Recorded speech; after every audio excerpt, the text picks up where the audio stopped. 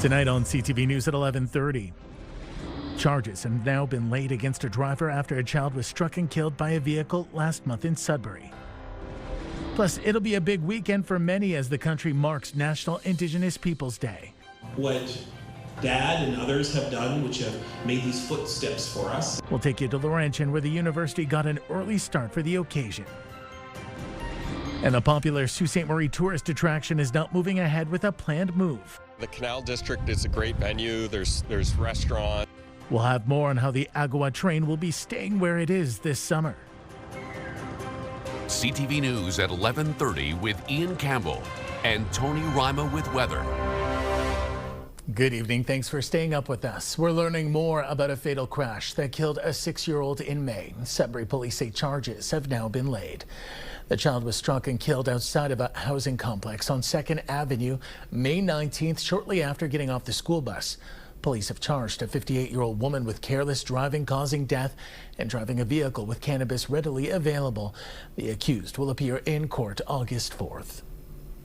National Indigenous Peoples Day is being marked this weekend, and Laurentian University in Sudbury celebrated a bit early. CTV's Angela Campbell has more.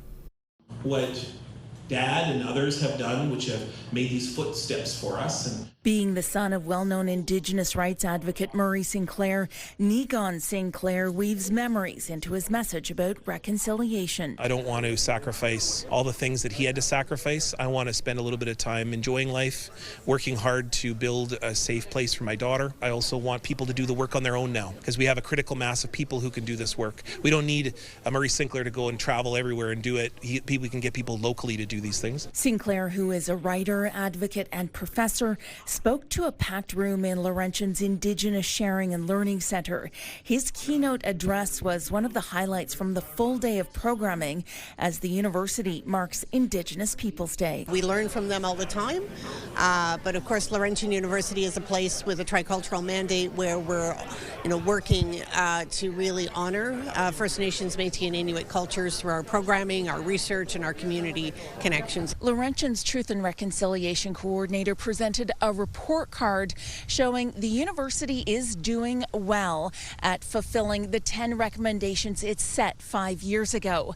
But he says there is still important work to do. We've been having some real success in terms of being more inclusive of Indigenous languages here. So if you walk throughout Laurentian University, we have a tricultural mandate, English, French, and now we have Indigenous signage throughout all the facilities. It was also a chance to introduce Laurentian's first Indigenous chancellor, whose ancestors helped get the Native Studies program going in the 1980s. And almost a full circle journey as a young boy who was here. My grandfather is Art Solomon. He's now passed away, and grandmother Eva Solomon. But they were instrumental in the establishment of the Native Studies Department here. June 21st will mark the 30th anniversary of National Indigenous Peoples Day. Celebrations will be held across the country. Angela Campbell, CTV News, Sudbury. A Barrie boy is sharing his story after being mauled by a dog on the loose while he was on his way to school last week. The 11-year-old left with serious injuries. The dog found and shot down by police days later.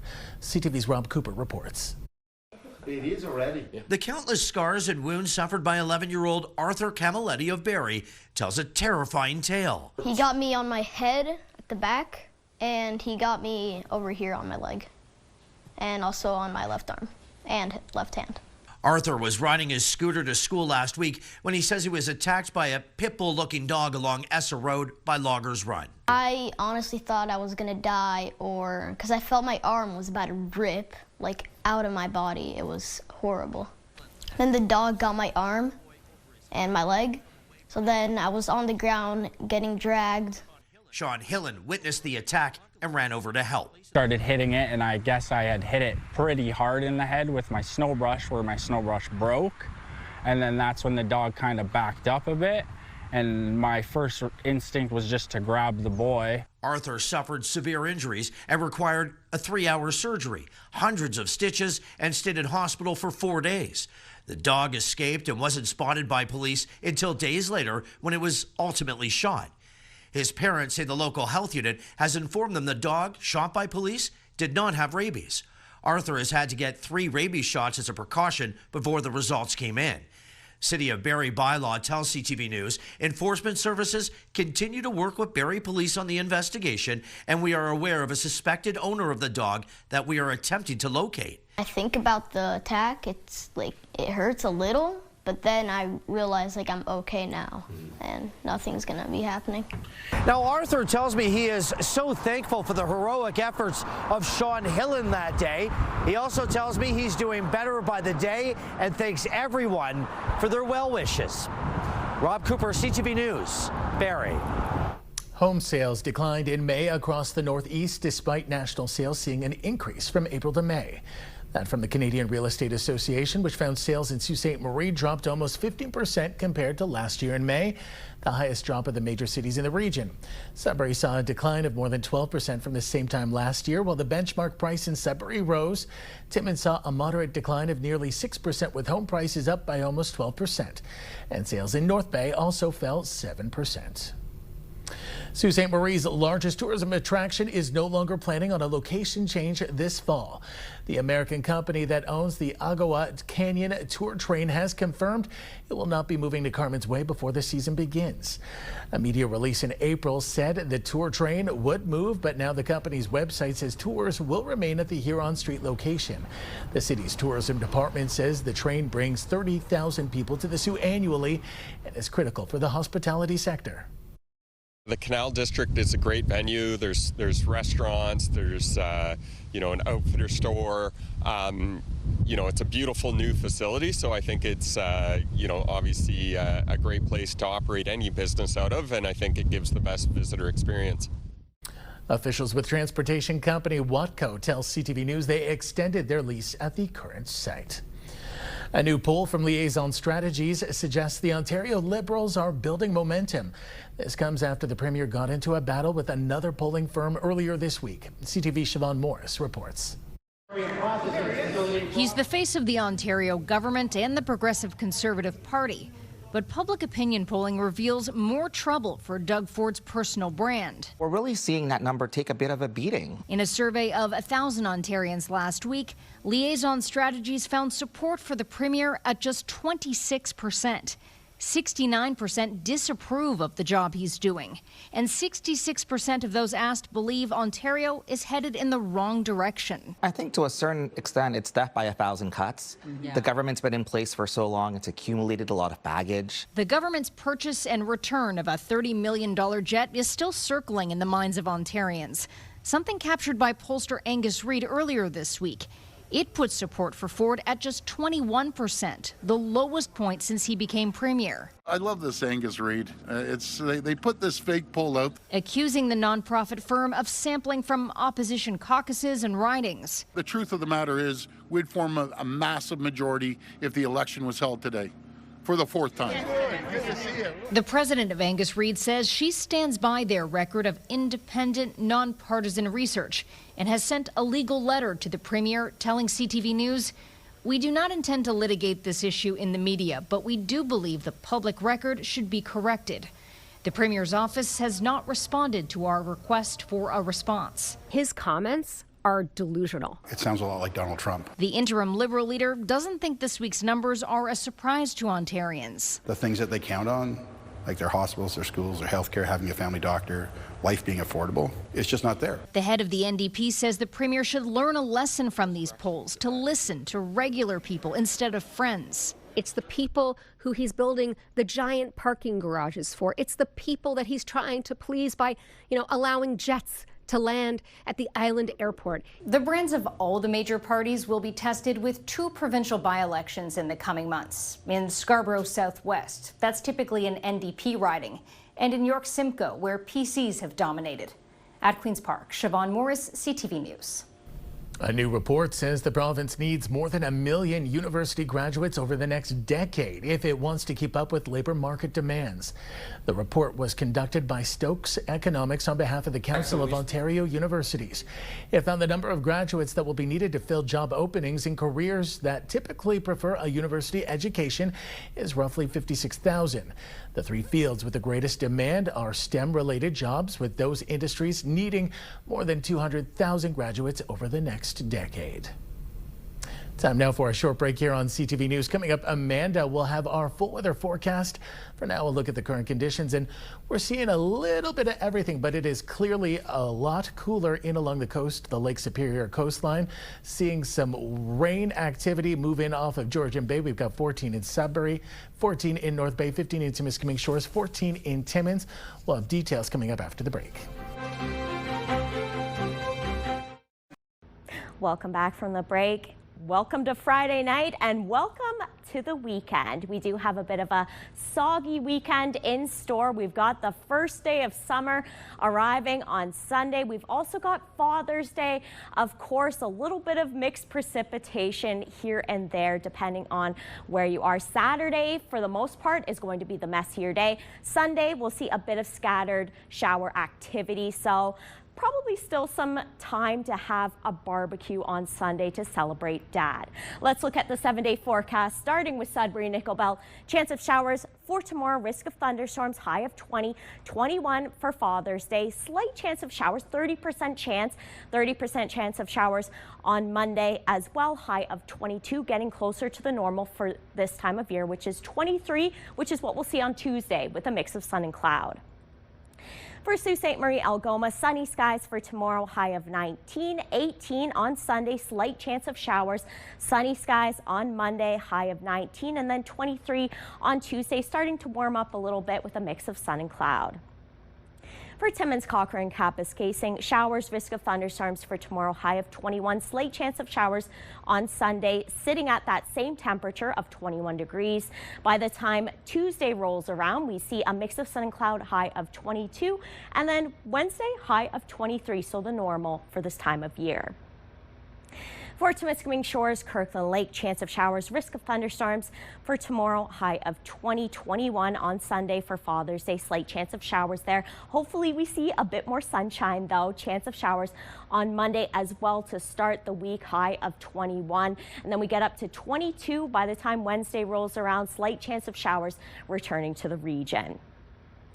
And finally, for North Bay, West Nipissing, chance of showers, risk of thunderstorms for tomorrow, high of 20, 21 on Sunday, getting 1 degree warmer with a slight chance of showers on Monday, high of 22, holding on to that temperature as we continue into the week. And then by the time Thursday rolls around, chance of showers, high of 20 degrees. So Ian, we're going to see a little bit of rain on the way for this weekend, but the gardens are definitely going to like that. Sending it back to you. Mine certainly does. Thanks, Amanda. Tomorrow is the 42nd annual Workers' Memorial Day. Mine Mill Local 598 Unifor will host a ceremony honoring the memory of workers who have lost their lives or who have been injured on the job. The day is about reaffirming a commitment to creating safer workplaces. We want all of our members to come home from work at the end of the day in good order with no injuries, and we don't want anybody to lose their life at the workplace and have their families deal with those tragedies and the whole community. Workers' Memorial Day began following a mining tragedy June 20th, 1984, when a seismic event at the No. 5 Falcon Bridge mine shaft claimed the lives of 4 miners. The event will take place at the Mine Mill Union Hall on Richard Lake, with doors opening at 9:30 and the ceremony beginning at 10 a.m. tomorrow. The Timmins Public Library has been selected by Library and Archives Canada to host the national launch of the 2026 TD Summer Reading Club. As CTV's Lydia Chubak reports, it all gets underway tomorrow. Armed with numerous prizes, Timmins Public Library officials are all set to welcome children Saturday at noon for the launch of the annual TD Summer Reading Club. For more than 27 years, the program has helped young Timmins readers maintain and improve their literacy skills during the summer months. Well, you're helping them keep the reading level they have when they finish school, because a lot of children end up having this thing called summer slide, where when they leave in June and they come back in September, if they have not read over the summer, the teachers have to restart again because they've lost some of their reading skills. In 2024, Timmins Public Library was honored for the way it delivered its summer reading program, connecting hundreds of children with books and literacy activities. We actually were named I'm going to say it, the best library in Canada for the English program. And again, once again, our program is bilingual. So the TD Summer Reading Club reps unanimously voted us as #1. That recognition earned the library a cash award used to purchase new furniture and reading bikes. Children who register this summer and track their reading minutes will earn ballots for prizes for reaching specific goals. For parent Christine Fortin, the program has been a positive experience for her son. By participating with the program, it really helped his reading levels. It's drastically went up. He is practicing every day, and he loves bringing in his reading material to the library and practice as well. So it's really a good thing. Organizers are hoping families will come out and celebrate a program that has put Timmins in the national spotlight. Come for a barbecue, join the club, and there's all kinds of fun things to do. Representatives from the TD Summer Reading Club, Library and Archives Canada, and this year's program illustrator and other partners will attend the launch, which runs from noon until 4 o'clock in front of the library. Lydia Chubak, CTV News, Timmins. Science North is full of celebration today. Not only is it the center's 42nd birthday, but it's also celebrating the opening of a new exhibit that's all about sustainability. CTV's Madison Merrier reports. The new Science North attraction called Earthworks, where art meets action, is showing community members how one small action can make a big difference. I do hope that people don't feel is a sense of guilt, because ultimately we live in a system that is designed for you to do the wrong thing. But I think that these small different actions that we take to say no to the more convenient, harmful option actually gives us a sense of agency that, yes, my actions do matter. You should always try to help your community. And when we were in the IMAX, they talked a lot about hope and how there's always a hope. And if there's a will, there's a way. So if we can try to get rid of all plastic and pollution, then we probably can. I'm definitely going to use less plastic bags and drink from a reusable water bottle. The artwork has been repurposed from Von Wong's past installations across the globe and has been paired with educational activities. One of the great things about this exhibit that I have here is the scale and the volume of plastics. I mean, these are all things that when you look closely, you see they're just everyday items that you probably have used yourself. But when you see it in aggregate, when it's not just disappearing conveniently in a bin somewhere, I think it hits you differently. Single-use plastics and the impact of plastics on our ecosystem is not isolated to any one part of the world. It's an impact here in Sudbury as well, and of course also through Northern Ontario. Our visitors in this exhibit will learn not just about single-use plastics, but microplastics as well, which is also something that as climate change continues and we're starting to see changes in our watersheds is going to make a bigger impact here in the north. Von Wong says the more he learns about pollution, the more inspired he is to make sustainable decisions. And he hopes the exhibition here at Science North will help inspire the next generation to exercise their power of choice to make big and small changes. Madison Merrier, CTV News, Sudbury. Still ahead tonight on CTV News. How you can celebrate with the rest of the world and FIFA fans alike. There's a big watch party being planned for the Gateway City.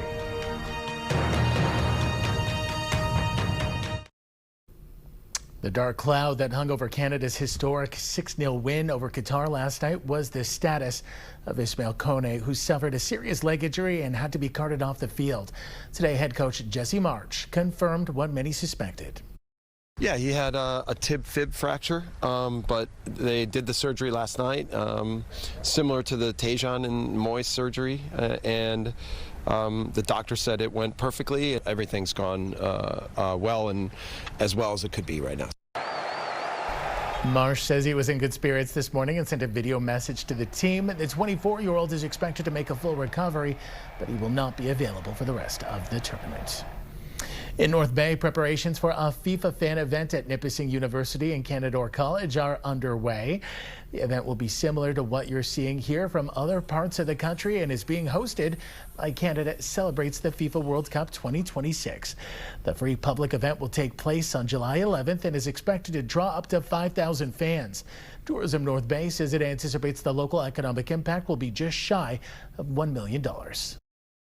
So we are basing our assumptions on a variety of different factors. The economic impact indicators that we have done are based on a few thousand visitors to be able to travel over 40 kilometers. The Canada Celebrates FIFA World Cup 2026, I think, really elevates the city's profile and positions us as a key Northern Ontario destination. Organizers say fans can expect live screenings of 2 quarterfinal matches along with soccer-themed activities, photo opportunities, and a beer garden.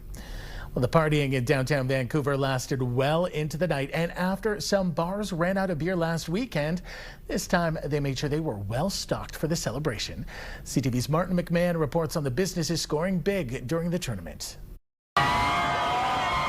The staff at Donnellan's Irish Pub are used to pulling plenty of pints, but as Canadian soccer fans flooded Granville Street following Thursday's historic win, an unquenchable World Cup thirst set in. We probably sold as much beer yesterday in 1 hour as we would typically sell in a week at all 7 of our locations. We made record sales. We've never, ever done sales like that, not even on St. Patrick's Day. It was a similar story at Goodco on Granville, with lineups well out the door. Our biggest night ever, our sales ever in the history of Goodco Granville here, and it was massive. A huge relief. I didn't know it was going to be this great. Our expectation was here, and it's beyond our expectation. It's absolutely incredible. I'm really proud of Vancouver. The hope now from some of those in the hospitality industry is that Granville's pedestrian-only zone is here to stay. I have a feeling that that's going to continue, you know, through the summer, and it might even continue past that.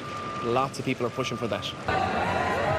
It's a party bars and pubs have been waiting a long time for, after a tough few years. Granville Street is our entertainment district, and it's great to see it back to its best. I've never witnessed anything like this, but this is the biggest sporting event in the world. We are on the world stage, and we are doing a great job, so well done to everybody involved. And while Thursday night will live long in the memory, the party isn't over yet. There are 5 matches still left to play in this city, including at least 1 involving Canada. Martin McMahon, CTV News, Vancouver. A Sudbury Film Festival is celebrating a milestone anniversary this weekend. The Queer North Film Festival is back at the Indie Cinema for its 10th year. The 4-day event will feature more than 30 films, an open mic night, a vendor's market, and a dance party. Among the highlights is the world premiere of the sci-fi horror Dark Frequencies, which is screening tomorrow. Created by Sudbury-based filmmaker Bosmo Cosmerly, the film is set locally and tells the story of a non-binary musician who discovers a sound wave that distorts the body and mind. So I wrote this film when I was going through a few years of EMDR, like trauma therapy or whatever, and so a lot of themes of like therapy and like kind of like looking inside yourself and finding like some true like hidden. It's like bringing the darkness out, but also shining light. Themes of, you know, empowerment, themes of like queer heroes. This remains the only 2S LGBTQ film festival in Northern Ontario. It's a massive region and a lot of dispersed queer populations throughout the area. You know, Northern Ontario, a bunch of pockets of populations. And so it's really special that we at the Indie can be the host of this place, this festival, a much needed festival in the region. Queer North runs until Sunday. A Timmins organization supporting residential school, day, school, and 60 Scoop survivors has hit an incredible milestone. Today, Quilts for Survivors delivered its 9,000th hug or quilt in Winnipeg. The quilt was presented to a family member of a survivor today, but will be gifted to the survivor at a private family gathering later. Quilts for Survivors says the 9,000 quilts were made and donated in just 5 years, pointing out that's about 5 quilts donated a day, more than 36,000 meters of fabric, and 270,000 volunteer hours. Finally, tonight, a political takeover at Sault Ste. Marie's City Hall is expected Monday, but don't worry, it's all in good fun, and it's only for the day. They say Sault Ste. Marie is Algoma's friendliest city, but if I were mayor and you came to town, I'd give you a free friendship bracelet every time you did. And in downtown, I would install compliment booths that would say nice things to you. That's Adeline Sum, the winner of Sault Ste. Marie's Mayor for a Day contest. In her video submission, she fixed up all the city's potholes and playground equipment, and she says if she was mayor, she'd hand out free ice cream on days hotter than 25 degrees. As the mayor for a day, Adeline will get a tour of the Civic Center, meet with elected Mayor Matthew Shoemaker, and open City Council's meeting Monday night. Two other students earned honorable mentions this year, Mackenzie Marshall and Elliot Odell. Free ice cream. That's something I think we all can get behind. That takes us to the end of our newscast this Friday night. For the latest news anytime, remember you can head to our website, ctvnewsnorthernontario.ca. You can also download our CTV News app. And don't forget, we are on YouTube. Thanks for watching. We'll see you on Monday. Have a wonderful and safe weekend. Good night.